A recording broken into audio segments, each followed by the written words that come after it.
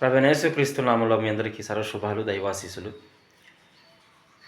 ప్రతిదానికి మనము చింతించిపోవడం అనేది, కలవరం చెందడం అనేది సర్వసాధారణమైపోయింది క్రైస్తవ లోకంలో. ఎన్నో మెసేజ్‌లు విన్నాం, ఎన్నో రకాలుగా బైబిల్ చదివాము, ఎన్నో ఆదరణ మాటలుండయి. అయినా కానీ చిన్నదానికి పెద్దానికి దేవుడున్నాడనే సంగతి కూడా మర్చిపోయి మనము కృంగిపోతా, చింతించిపోతా ఉన్నాం. అందుకని పేతురు భక్తుడు ఏమంటాడండి, మీ చింతా యావత్తును ఆయన మీద వేయండి అంటాడు. ఈ మాట గుర్తులేదండి మీకు?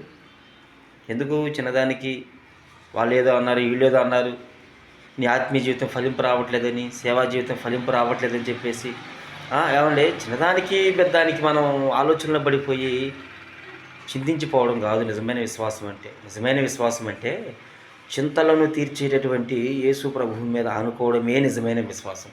ఇది గుర్తుపెట్టుకుని చింతించిపోవద్దు, ప్రభువు మీద ఆనుకొని గొప్ప కార్యాలు చూద్దాం.